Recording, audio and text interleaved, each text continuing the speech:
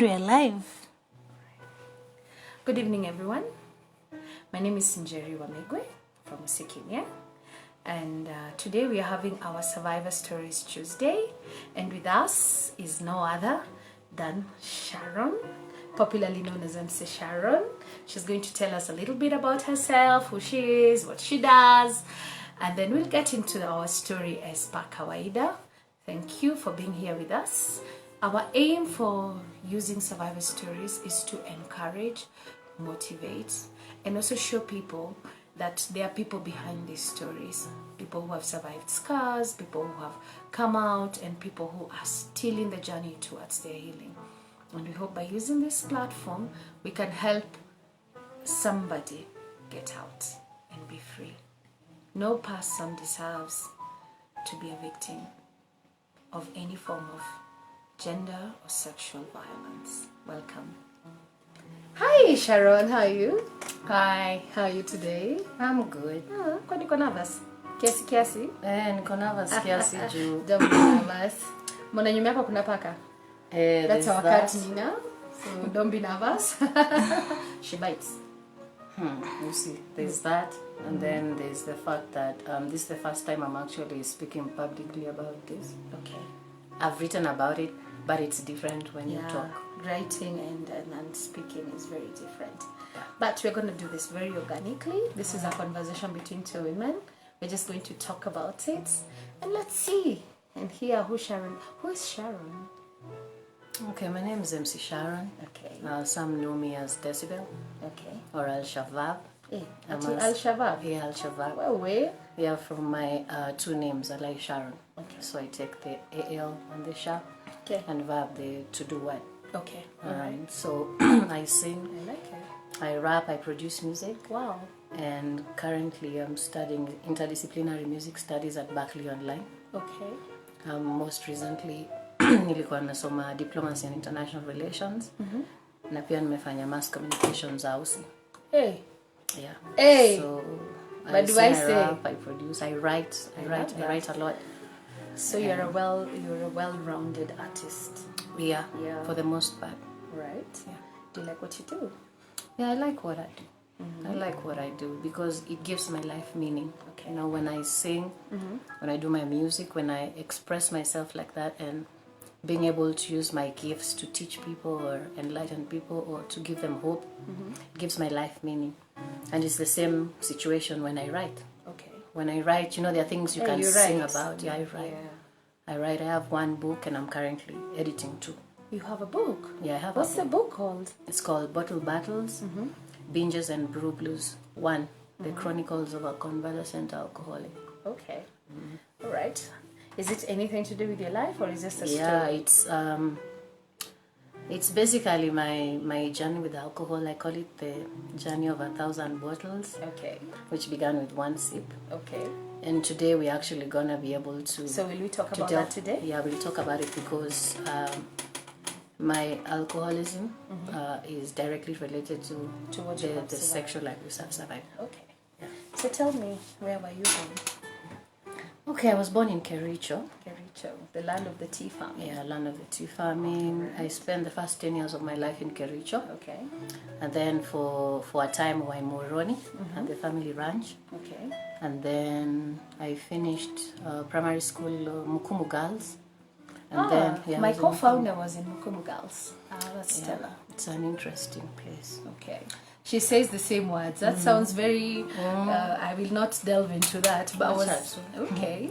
Yeah, but anyway, now from there I was called to Alliance Girls. And but so, do I say what to Alliance? You have to insist. Lazima mseme I was in Alliance.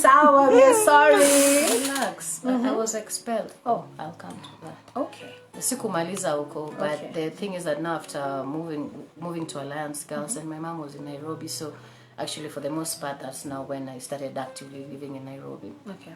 And I've been in Nairobi most of the time ever since. Although between 2013 and 2014 I was in Naivasha. Okay. Actually till 2015 I was in Naivasha. All right. Yeah, then I came back. Okay. So that's basically your life in a nutshell when you don't want to speak much about it, isn't it? Yeah, I'm also a mother of 2. Oh, boys I have or girls? 2 boys. Yeah. Nice. And how old are you, if you don't mind telling us? Jabali is 12 and Solomon is 8. Nice. Say, alrighty. So that's your story. Yeah. So where do you want us to start on your story? What part of your story do you want us to start? So you say, no, let's go back to Alliance. Hapo kuna kaudaku fulani. We need to get into it. What happened in Alliance? Yeah, man. You see, growing up during my childhood, we had a lot of family turmoil. My parents used to fight a lot. Oh. And they ended up divorcing. Okay. Thank God. And they both remarried. Okay. So there's something that always happens. Yeah, they're all happy in their respective lives.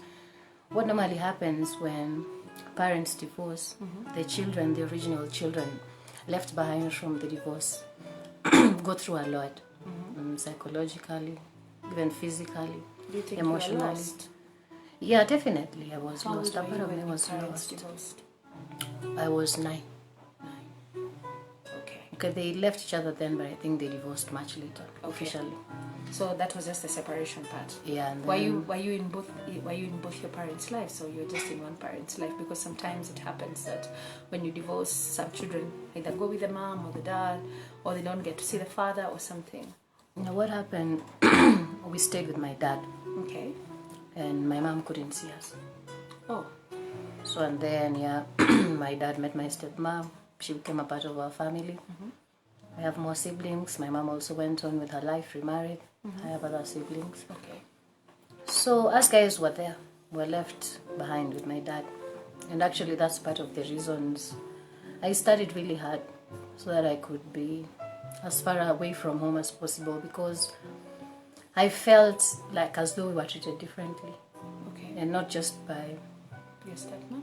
not even, my stepmom actually was pretty cool. Okay. Even our own family members used to treat us differently. You know, you're the guys at the ranch, we're the guys from uptown. So they used to put us on a certain level. And then my late grandma also made it very clear that she did not like my mom. So when my mom was not there to be liked, it's us who were there to be disliked. Oh, so you bore the brunt of her anger. Yeah, so I came to Alliance. By the time I was in Alliance, you know, I come from an SDA family. We have a church in our shags. Like basically, I'm a child of the church. So when I came to Alliance Girls, that's who I was. But now, for the first year, Okay, that's and from one. now from Form 2, everything changed. And I started knowing things. Semi to hivyo. Ungenipata jam session. Okay. Sasa hii jam session unaenda holidays because Hapana, unahepa na unaenda.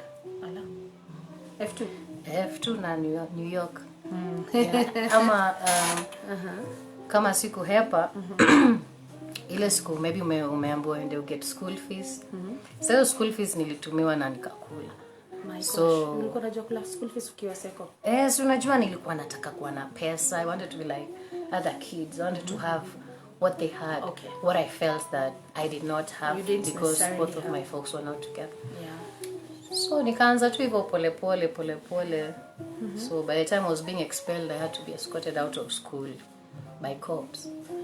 Oh, wait. Nilikuwa nimekataa kwenda. Wait, you are in high school. What form was this? That was now Form 2 kanisha suspendiwa mara kadhaa, and then now at the beginning of Form 3. Now at the beginning of Form 3 is when now I got expelled. I'd been suspended before, but I never used to go home when I was suspended. So no one at home knew this? No. This whole drama? They knew later. Okay. Like when it was going down. Okay. Because suspension ningepewa nenda tu napotea hizo wiki mbili na enjoy tembea na marafiki zangu. So school fees ulipangi? Yes, lipi. You are doing your own things. You all over the place and you're crazy. Yep. And then now you got expelled from Alliance. Girl, Imagine that. imagine. I wasn't the only one though. That year a lot of people were expelled. Okay. A whole class, I think it was 2W, almost all of them were expelled. So I was just joining I them. didn't know people got expelled in Alliance. No, people got Surprising. expelled. Was Really? suspended. Watakuwa mkitutishia huku hivi kwa nini? Kwa mitandao as in Alliance would be tasking. No, were most you of them expelled? weren't expelled. Us guys had to be really, really terrible to be For expelled. you to be expelled, huh? Yeah. Mostly ungekuwa tu uoshe nguruwe once or twice, unashika adabu. Wait. What? Punishment. Ilikuwa kuosha Punishment, nguruwe? unaosha nguruwe. Okay. Wow. All right.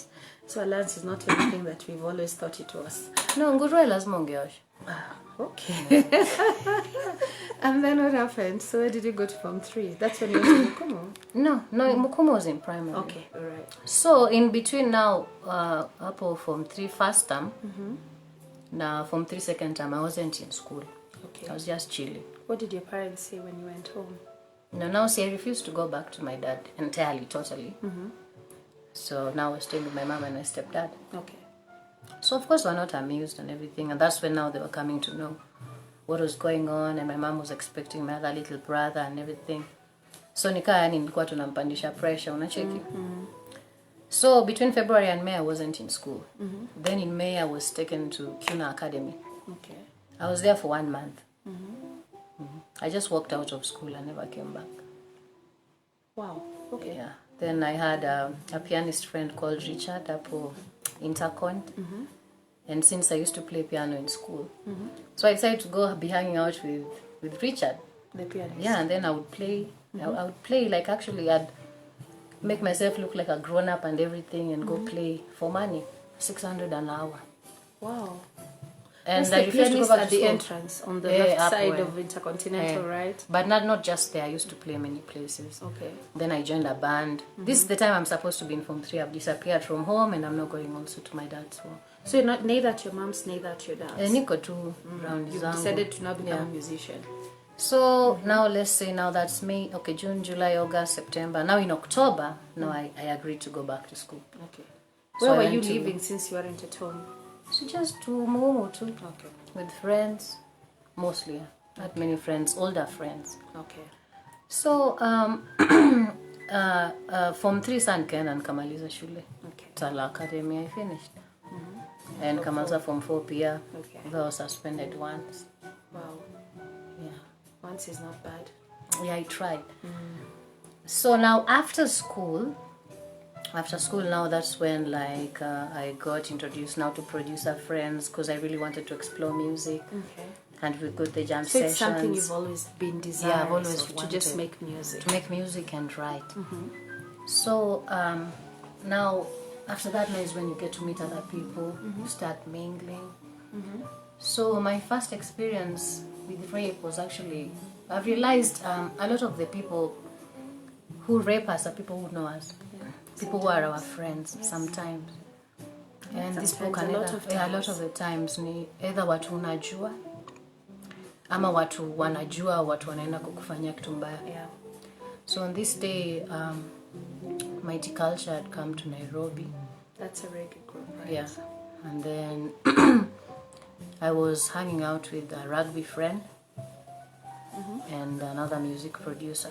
Okay. He's not alive anymore. How old are you at this time? I think I was 21. Okay. Yeah. 2021 now. All right. It was a bit after school. Okay.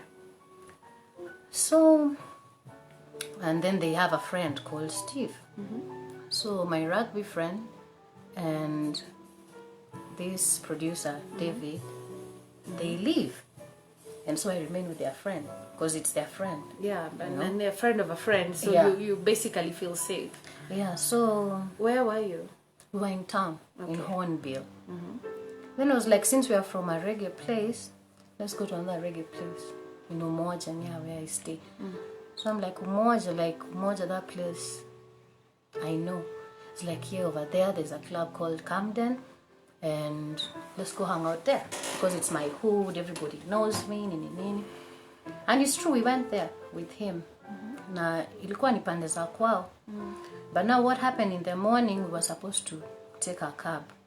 I even had the money. I told him, let's take a cab, go around the main way, instead of us saving 100 bob kufuata kichochoro fulani. So then kufika kwa clearing fulani, I noticed that some people who had been at the club were following us. And at some point, he had been talking to these guys. Okay. So these guys follow us into a clearing and they rob us at gunpoint, you know. Then they go away. Then they turn back. Now when they turn back is when now they held the gun to his head, and then another one had a knife. Wakanikata manguo. Then they raped me in turns and beat me up. And oh no. And then now by that time ilikuwa saa inaelekea 4:35. Then there was a Maasai guy nearby. So like he's like, I know those boys and nini, and this guy mwenye amekupitisha hapa anajua hisi place ya kupita. And there were 3 people. And this guy called Steve was just there. He was just watching as everything happened. I also don't blame him, Joe, so maybe bunduki kwa kichwa anyway. What are you going to do? We're going in turns. So the next morning, I just, it did not sit well with me. I feel like this guy had set me up or something. Yeah, had set you up. Or if he didn't set me up, he was trying to save 100 bob, and we ended up following the wrong route. Juu tungefuata hiyo njia nyingine 100 bob tungefika huko kwa stage, ningepata matriza za kukamtao. You 100 bob you were using a cab? Ilikuwa cab ilikuwa sani, so kutoka hii side ya huko nyuma tukuje tukue kwa main road side nyingine. Na yaka decide more tufuate kichochoro fulani instead of spending that 100 bob. Okay. So now the next morning nikaenda, where did you go? Central kwanza. This is at 5 in the morning. Did you go to his house? No, we didn't. He went to his house, akasema tuingie nikunywe chai. Nilikuwa hapo kwa veranda. Mwingie mkunywe chai after you've been violated. Yeah. Mwingie tukunywe chai. I was like, I can't drink tea. I don't want to be here. I just want to wait for it to become morning. Then you take me, you go with me, we go report this thing. Then it's like he wants to sleep. So nikaenda Central. By the time nikafika Central wakaniambia you have to go get tests or something. Okay, did you know where to go? No, I didn't know where to go, and by the venye niliongeleshwa tu kwa hiyo police station, nikaenda tu mtaani. Unajua? So you didn't go, because I was 20 and I was in the presence of friends and something has happened to me and they made it look like it was my fault. So nikaisha nyumbani. And na pia huko nyumbani place nilienda niliambiwa hiyo story si story ya kuongelelea. It's a shameful story. It's shameful. Yeah, it's a shameful story. A lot of people get raped all the time, so you just keep quiet. Forget about it. All right. That's it. So you had to hide your pain. Yes, and I just put it at the back of my mind. I was like, well, okay, fine. So you didn't go to test, you didn't do anything? No, I didn't do anything. All right. I just left it like that. Okay. So then... so here you are. Now, are you still going into music? What are you thinking at this point? No, I was a bit lost for a minute. Now, I decided to grow dreadlocks. I had like 15 dreadlocks on my head. And I started smoking a lot of weed. Okay. Yeah, a lot of So the weed was to help you... Yeah. Okay. To forget. Yeah, and drink and now go to those reggae places more and... Oh. Yeah. I withdrew for some time, then I decided, okay, fine. Since kila mtu anapitianga hizi vitu, let's just move on. Okay. So again, now a second time, again, another while later, tumeenda show, KU, Kenyatta University. Na tunafaa tuende tukae kwa nyumba ya mtoto wa lecturer, because us guys could not come back. Tuna kwenda kwa nyumba ya mtoto wa lecturer, then some boys that are supposed to be his friends, then they come, they drink. So me, I'm sitting in the lecturer's house, the lecturer is not there, these guys turn on me. And then the owner of the house doesn't do anything, and they keep me there and they do their thing, and then they make me shower. So they knew what to do. Yeah, they knew what to do, and they like made me to get shower, rid of the evidence. To get rid of the evidence. Now this is a second time. How old are you at this point? I think maybe after ilikuwa miaka kama mbili, 22 hivi. So this is your the time when you are a reggae fanatic and you're hiding in reggae and smoking a lot of weed. But now we had gone to a show in KU. All right, I got and that. To be safe, because I know I have to be safe, yes. I have a friend who's a lecturer's child. So alisema kwetu ndio tutakaa. So you knew you were in good hands. Yeah, but the lecturer... This was a girl or a boy? A girl and a boy. Okay. brother and sister. Then the sister went. Waliona na chali yake or something. Then the father was supposed to come back, didn't come. Okay. So now there's me, this guy, and then wengine wako huko kwa SQ, they're video games, sipping, whatever. But now later on, around 2, 3, like some boys come there, they're rowdy, they're high, nini, and then like, basically it's like they're telling this guy what to do in their crib, and I'm the only chick over there. So, but these ones, they were clever, they even used rubber and everything. Then in the morning, they're like, we are good, we are good. So, how many boys? 4. Now the owner of the house didn't do anything, so that leaves 3. And then now these boys are boys I kept seeing again and again and again and again.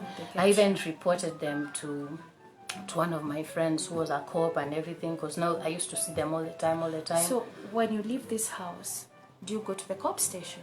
Yeah, definitely. You go to the cop station and you'll be told the same thing. You need to go get tested. Yeah, you need to go get tested. They don't tell you that you need to. And I told them I showered. GVRC center, yeah, I told them I showered. Then they said, if you've showered, then there's no way we can help you. Yeah.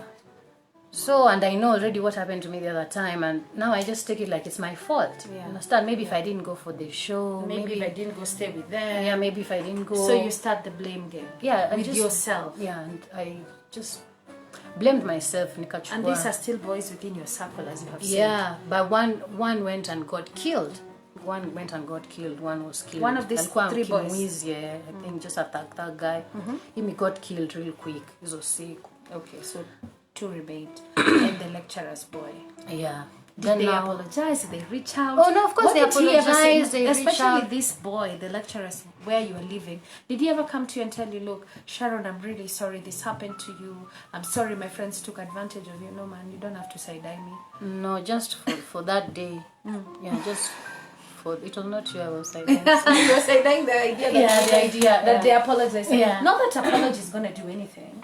No, but you know there's the fact that he's your friend and he apologized you just like once and then hung around me for a bit and then kind of disappeared, started staying away. Yeah, because from me what he had done. Yeah. The other guy went abroad, akanitafuta, akarudi, akanitafuta. So these are people who knew you well. Yeah. Okay. But now what crushed me is that I got over that, or I suppressed it or whatever. You suppressed it. And just decided to go on with my life, and I'm like, not all men are bad, it's just these ones. In fact, I'm safer when I'm around them, because they're the ones who can protect me and stuff. And yeah, basically it reached there's a point I really hated guys, and I hated myself, and I hated anything to do with anything that will make me look beautiful or attractive, to the point that I get raped, because some people can be saying ulikuwa unakaa hivi. What do you expect kama umevaa hivi? Na umekaa kwa sitting room ya wanaume, una expect wata kuangalia aje venye umekaa. So I started dressing like a boy. And I was like a boy for a minute. I even dated girls. Like 3 girls. Okay. You know who you are. Yeah, it's for real. Yeah, I decided I'm done. You don't want this, and I mean this is twice, and in a span of 2 years, this is really hardful. Yeah, and then now after that I've said I don't want to get a baby. Then I ended up getting pregnant with Jabali. Now when I was 23. Okay, how did you get pregnant? I thought you were doing girls. See, now I realized it was not my thing. Oh, you were just running away from who you are. Yeah, it was not my thing, and then like, it was not enough. You know, what's the point of being with a girl? Then I want to be with a boy. Okay. Yeah. So it means I'm predominantly straight. So I got a baby. Yeah, and then I had Jabali. With whom? Or pass? Just Someone. John Doe. John Doe. Okay. Okay. I'll take it. Yeah. So I have Jabali, and it's hard. By that time already, I'm like, you see that black sheep, where she does nakufuata kila mahali. You never finish anything. Issues. I don't have much for people to be proud of. Then I was in college. Then something happened in the family. Then now my school fees wasn't being paid anymore by my stepdad. So niko tu home. naenda studio nafanya muziki. That was even before Jabali nilikuwa nimeacha kwenda shule, na hiyo time ya kuacha kwenda shule ndo katika hizo harakati zangu I went and I got pregnant with Jabali. Okay, decided to keep him. So fast forward a couple of years later, this must be I think 2009 now. So see, I've left all that behind me. I haven't been going for therapy, you know. You haven't done anything Yeah, about it. You've today I was talking to a counselor, a psychologist actually, and she told me there's something that the brain does to protect you, and it's called selective amnesia, where you keep memories that you don't want. You put them in the back of your head to protect yourself. Your brain just covers them up, so you never really want to go back to those memories unless something triggers them back. Yeah, avoid them, and I used to suppress them with a lot of alcohol. So a lot, like not a little, a lot of alcohol. When you say a lot of alcohol, what are you talking about? Is this where you're talking about your book of 1,000 bottles? Is that where your journey like with alcoholism started? It started before even high school. Okay. Because alcohol... Was it an escape? Yeah, alcohol gives you an escape for some time. And then because alcohol is also a depressant, by tomorrow when you get sober, you realize that your problems have not gone away. Still there. So you need to drink some. So you were so now as you're looking at your life, all this time you've become a I person was who regularly full takes time. alcohol. Yeah, I was drinking. Do you actually realize you're becoming an alcoholic, or you don't care? No, I know I am drinking and I don't care. Okay. Because what are you drinking? I drank Tusker, Nikona, it's waste of money. Oh. Vodka kidogo kidogo, my voice. So when I discovered Guinness, now I knew I was set. Okay. But now the problem with getting attached to Guinness like that, you become hardened. Like right now, there are very few people who, when I decide to drink Guinness, they can drink like I do. Like I got accustomed to drinking it so much to the point I could not see even when I was wasting away. And also at the same time, I became very hypersexual. You know, hypersexuality is also... one of the things that happens with rape, to many rape victims, is either they become very withdrawn from sex or they become very hypersexual as a result of what has happened to them because of the rape. Yeah, it's just something that happens because of rape. Yeah, I became very, very hypersexual. Mpaka even when boys were being called feces, hata mimi niko hapo. Yeah, mimi si mtu wa kuchezewa hivyo. Okay. Yani basically I would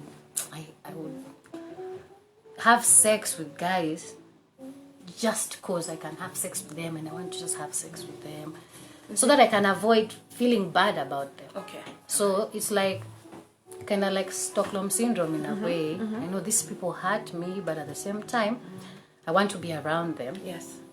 And also try to understand them, because now again I have a son, you know. So are you still living with your parents?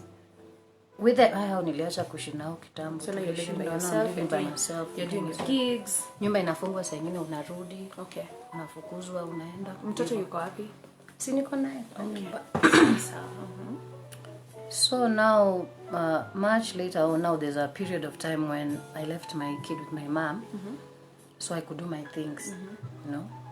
And hii time nilikuwa na beshte yangu fulani in Liberia on Thika Road. Okay. And so I just released an album called Hustler's Ground. And I printed so many copies of it, and I would go around and perform it and sell it, you know. So there was this Thursday, there's a bar called Changes. There's a bar which used to be called Changes in Westlands. Okay. So at Changes, I went and met a friend of mine called Timothy. Somebody I've known from high school days. Okay. I know their C's. I know where they live. And we are friends. We are tight. We know each other. Yeah, so I'm with Tim. You should be safe with. Yeah, I'm with Tim, his sister. Then Tim has some other friends. So I'm like, hold my bag for me. Because I wanted to move. I'm like, hold my bag for me. I got the ladies, then I come. I take my bag. So, I don't know. I just don't remember anything after that. What do you mean you don't remember? I don't remember what happened in the car. No, they did drag me, because now I'm coming to that point. So I woke up in the morning, son cooking at Timothy. I'm naked. There's rubble all over the place. And then they filmed me. They had sex with me when I was drugged, and then they filmed it. Timothy and who? Timothy and his friends. I don't know his friends. Okay. I know Timothy and I know his sister. Just like those other guys who I know. The guys of the lecturer. Yeah, you know So them. these are just people around you. Yeah. So, and then when I went downstairs, they were watching what they had been doing to me the previous night. So they just they raped you and filmed you. Yeah, and left me there. To upstairs, discarded kulala you. huko. Wakaenda downstairs, kucheza video games or whatever they were doing. And I found them watching the stuff yenye walikuwa wamenifanyia. So now is when inaanza ku make sense, mbili tatu. So I go back upstairs. Kaanza kutupa vitu nini. Akakuja akanichungulia. Are you okay in there? Then he left. Akarudi downstairs. This is Timothy. Yeah. So mi niliacha bag yangu, niliacha pesa yangu, niliacha vitu zangu. Nikatoka kwa hiyo keja. Hiyo keja iko mbali na Nairobi Women's. I had a friend that was working there. Okay. Kaenda Nairobi Women's, nikatestiwa nini, nikatoka kabla nimepata hizo results za test. Juu saa that time I want to go to town. To the Kenya National Theatre. I want to go to drink. Oh, okay. Yeah. Let me drink. Yeah, let me. So you're not even going to finish the test. You just want No, to I drink. left them there. Then I went to Central. Then by the time I'm at Central, ndo nakumbuka sikubeba zile vitu zingine. Then I'm like, I'll be back. But the difference between the first time and the third time is that 10 years have passed and a few things have changed. A lot has changed. So these people are now more aware. They are serious than these other ones, and they really pursued everything. I went for the test on the next Tuesday, and we pursued everything. Paka ikafika ni place. I don't have money, and there's nobody. Even if my family has money, I don't have money. And Timothy has a lot of money. And their family also has a lot of money. Okay. And then by that time, I went to the Kenya National Theatre. I told my friends what had happened, or people I thought were my friends. Wasani wenzangu. Then I called a friend of mine called Nathan Sakani. He came, picked me up. But apparently, there's a girl, a musician, and there's an uncle of mine or a mom's cousin of mine, and another guy from a producer from the Kenya National Theatre. Wameshaenda huko chini, ati wanapiga simu kwa watu wetu, kuuliza kama ni ukweli. Sharon anasema kitu kama imemfanyikia, kama ni ukweli kitu kama imefanyika. Why would they ask your people? Then wakaambiwa hapana, this thing has happened before, so hii kitu si ukweli. Understand? Then these people come back upstairs when we are leaving. They come back upstairs and spread rumors around the Kenya National Theatre that I did not go through anything and that it's a lie. So when I come back, These are your friends. Yeah, apparently supposed to be my So they are friends. not believing you. No, I told them something. Instead of asking me like, "Sa tuambie vizuri," I tell them. They go and have a wakakuwa na kambujia huko chini. Conversation. Na wakasema it's happened before. Waliambiwa So kwa if it has simu, happened before, yeah, it can't happen it cannot again. happen again. It's a lie. Because now, once you've been raped, that's it. Yeah, it cannot You should happen only again. be It's a raped lie. once in your lifetime. And the problem is me saying, the issue is not what happened. The issue is me telling people. And you shouldn't tell people. You shouldn't tell people Because because this you're is a embarrassing. shameful thing. Yeah, you're embarrassing the family. Okay. So I come back the next day to the Kenya National Theatre on a Saturday, and people are abusing me, and it's karaoke night, and people are abusing me. They're saying, "Oh, so and so said you lied." They say they called your parents at home, and your parents said that you lied. Nothing like that happened. Hiyo ni kitu ilishakufanyika kitambo, na hata labda ikufanyika, ati ni kitu tu ulisema. How did that make And you then they feel? told me I'm not a musician, I'm just a hoe. Wow. And they told me if you are broke, if you needed money, ungetuomba. Wow. Now nilikuwa nimepewa fare 200 the day before. Nikatafuta huyo mtu alikuwa amenipa hiyo 200, nikampatia hiyo 200. Kampatia pesa yake, and that was beginning of my relationship fracturing with so many of people who are in the theater fraternity that I thought were my friends, who ended up actually showing me through something like this that they were not my friends. Do you want water or do you want tea? Yeah. I made you some coffee. Thanks, sis. Are you okay? Anyway, I'm okay. I'll give you coffee. All right. Let me just get it out. All right. So wakanitukana. And out of those guys, there was one guy called Kitura Kamau. He's a good friend of mine. He had my back that day, and he just told guys to leave me alone. So later on, this guy who had done this thing to me, alikuwa anafaa kwenda kucheza basketball maju. they got an accident. That's Timothy, right? Yeah, wakapata accident Naivasha. So hakuweza kuenda hiyo scholarship. Then his girlfriend leaves him at the altar. Then bad things start to happen to this guy. Now this guy starts to follow me everywhere. Theater, the Alliance Francais, everywhere. Now he's following me, telling me to apologize that kuna kitu nimemfanyia. Vitu zake saa ziendi vizuri, ati anataka ku apologize nini. I remember now my boyfriend at the time ndo ali put a stop to that. And this is something I haven't talked about. I've talked about it a little bit in my book. But about a month ago, Timothy's sister called me, akaniambia Tima alidai. Alikuwa anatembea huku time ya curfew akikam home, alafu majambazi wakamchapa. So he just died next to kwao. Na ilipatanga kaa nilishamwambia asini text, asini call. How many years is it from the time of the rape to now the time that Timothy is dying? Yeah, alikufa hii mwaka. This year? Yeah, Is there like a length of time? Yeah, length of time. Karibu tuona in 2010. Yeah. So this is about 10 years later? Yeah, 10 years later. But he'd been following me around to apologize. All these 10 years? Yeah. Because now his things are not working and he's thinking that it's your karma. Yeah. Can I ask you a question? When you heard that Tim was dead, what did you feel? I did not did you feel avenged? Did you feel it's okay? I did not feel anything, to be honest. I feel like he should not have died though. Angeka teseke. Okay.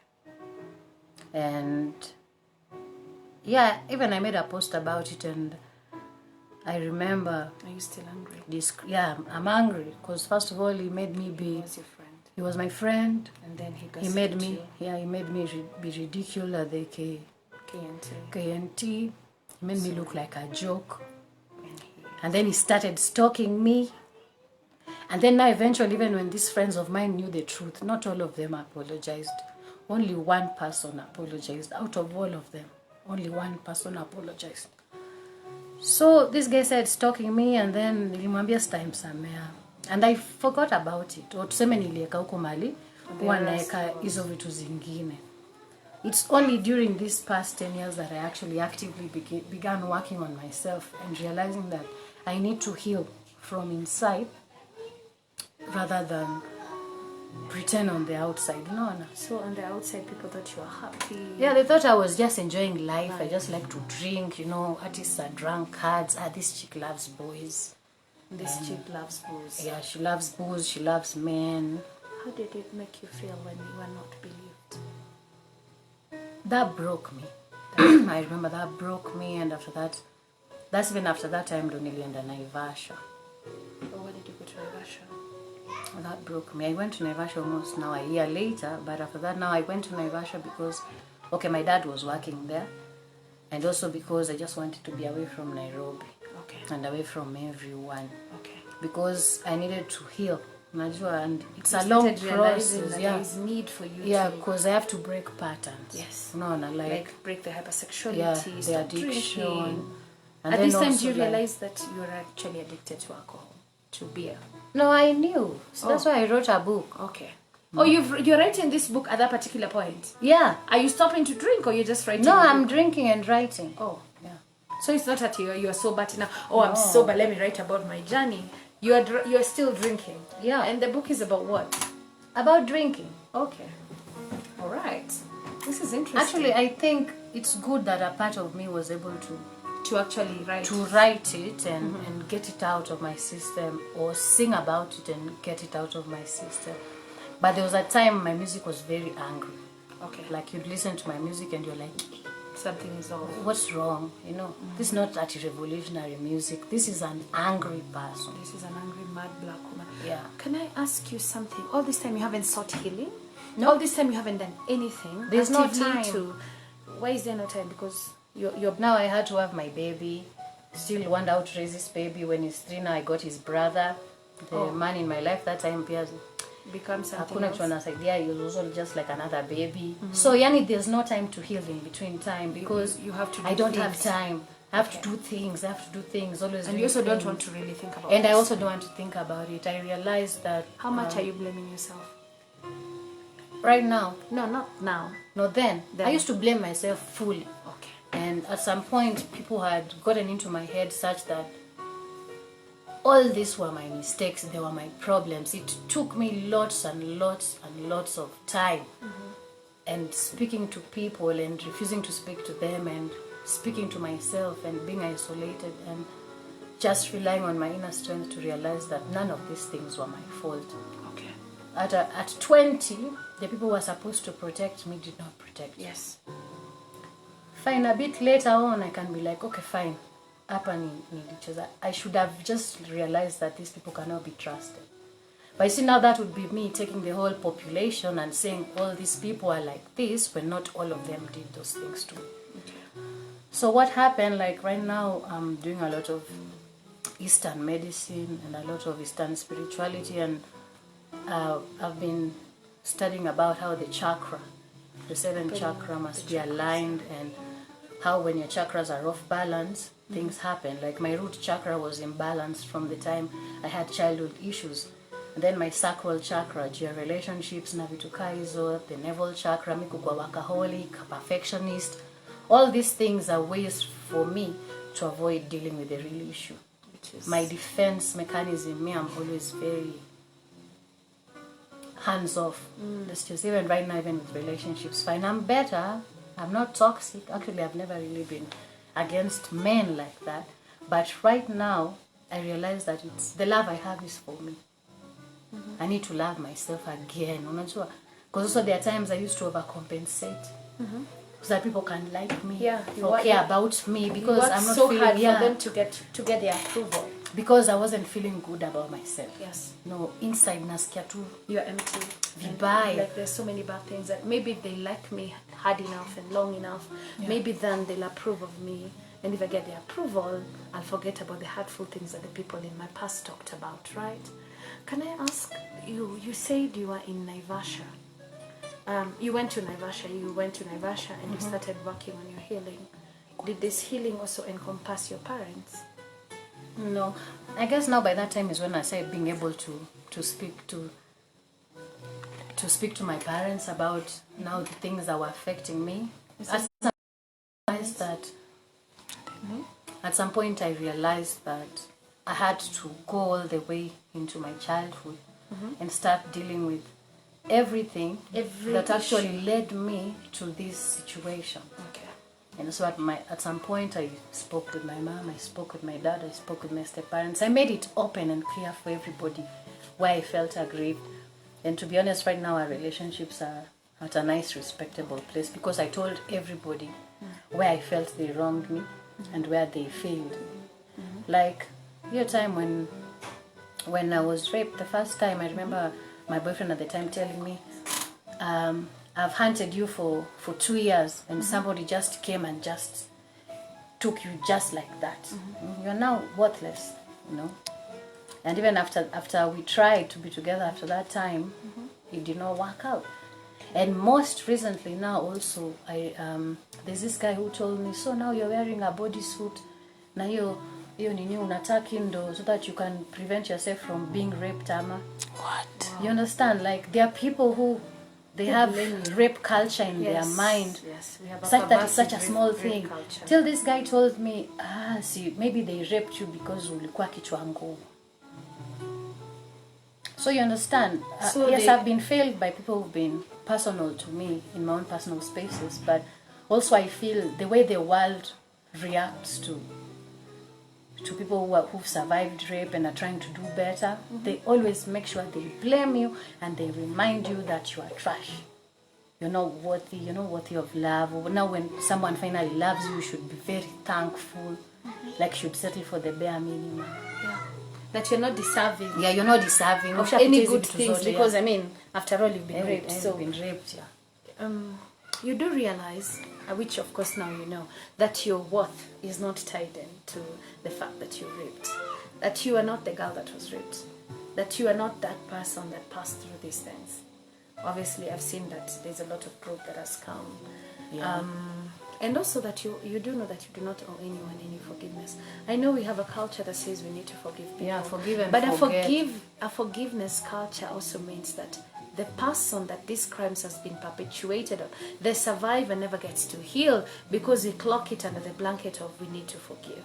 Yeah, if you want to forgive, it is up to you, but nobody should ever make you feel that you are owed or you owe your perpetrators forgiveness. What about you?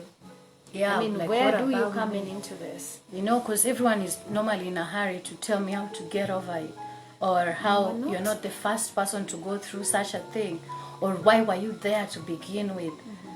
If you are at home, none of these things would have happened. Unaona?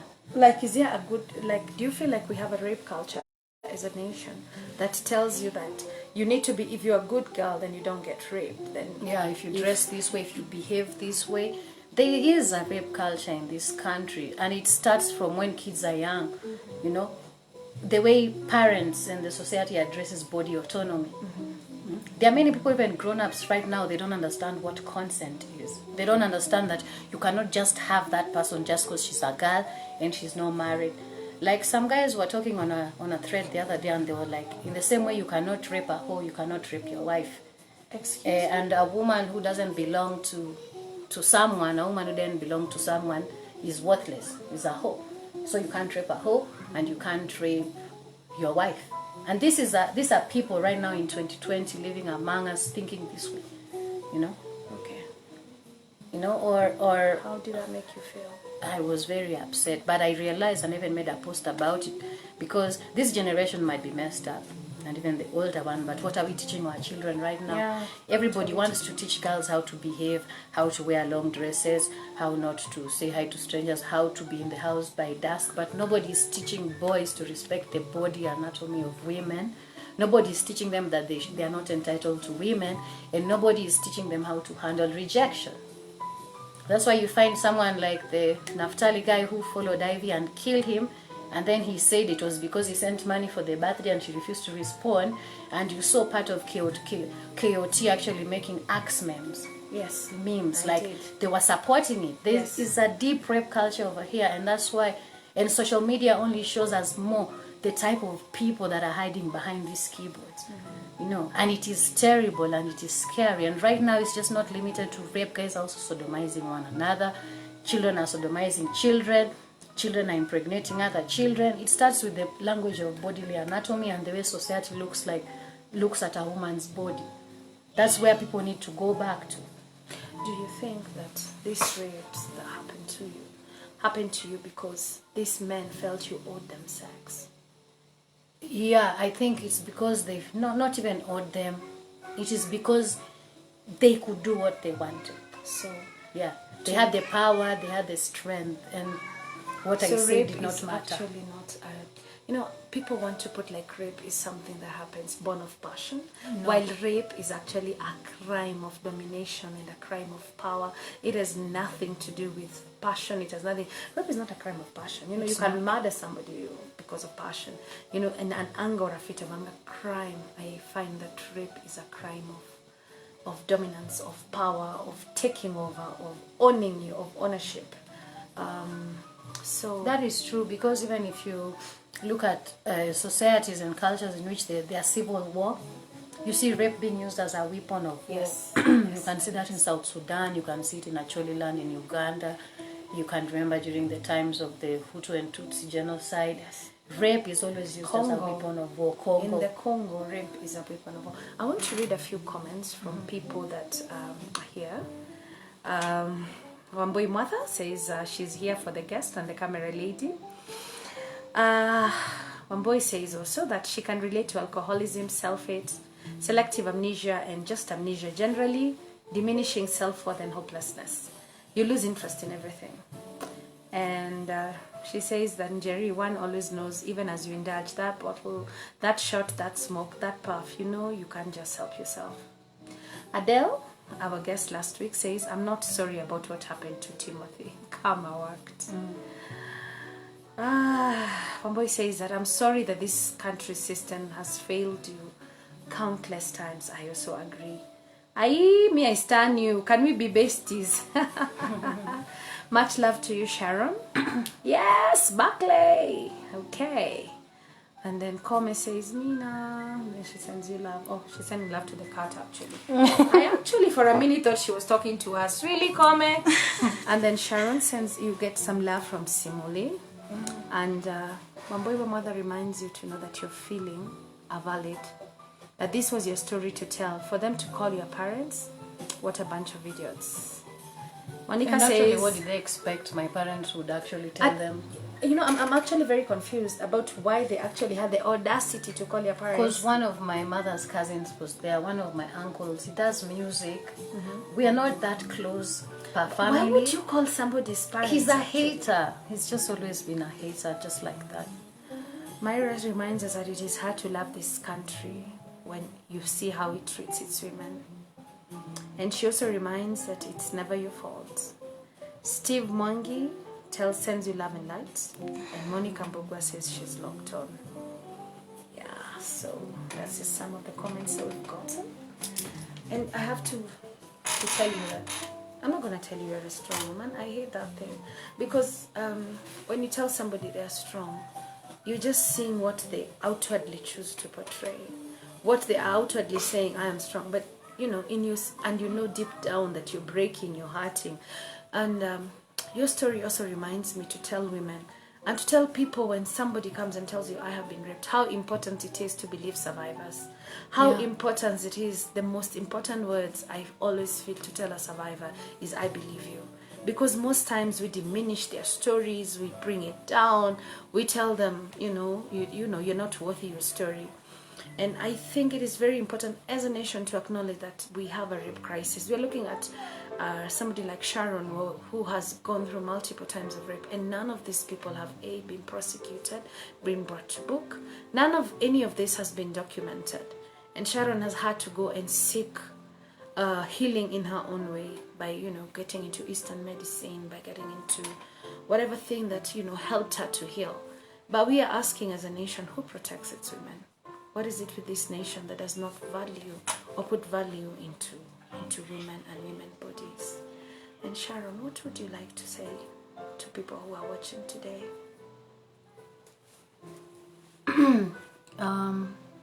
This was my story to tell, just like Njeri said, and I'm glad that I've told it.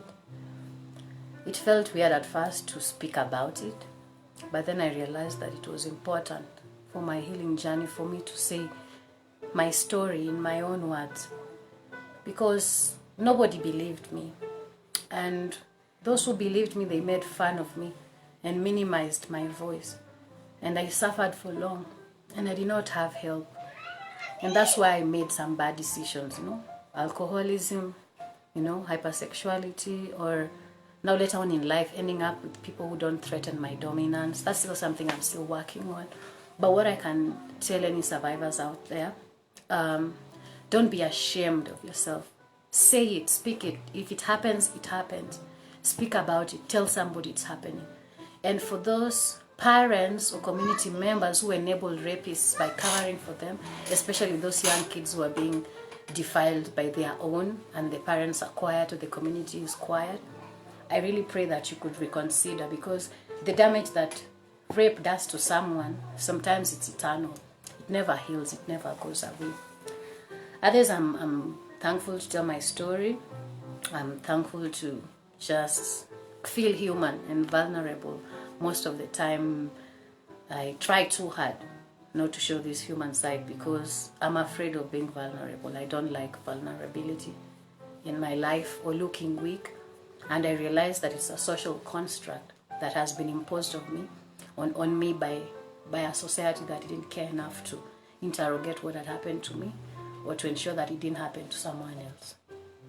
So I just wish you love and light out there, and follow me and read my stories.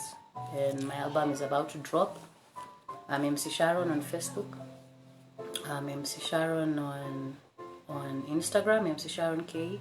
MC Shaz Decibel on Twitter, MC Sharon on Google, and my website is mcsharon.com. So I hope we can still interact more. This is not the end. And what happened to me does not define me, and it doesn't define you who might be out there watching, not knowing what to do. And if people ridicule you, it's them who have a problem. they've shown you that they have a problem. So it's important to also look at the type of friends you keep around, because in my case, people closest to me have enabled some of the most painful experiences I've had. So you just need to be careful. Not everybody who's around you is there for you. Yeah. Thank you, Sharon. Thank you for coming. Thank you for your words. Thank you for telling your story. And we hope by telling your story, you're breaking up the stories of stigma that happens with rape. And that we're hoping that by you telling us what happens and how your experience has been, it's going to help somebody else who has survived this to know that they're not alone in this journey, and that finally there is healing somewhere along the way. Thank you so much for coming, and thank you so much for being here with us. We appreciate you. Love and light, Sharon. And thank you to our viewers for watching. Asanteni sana. Until next time, thank you very much.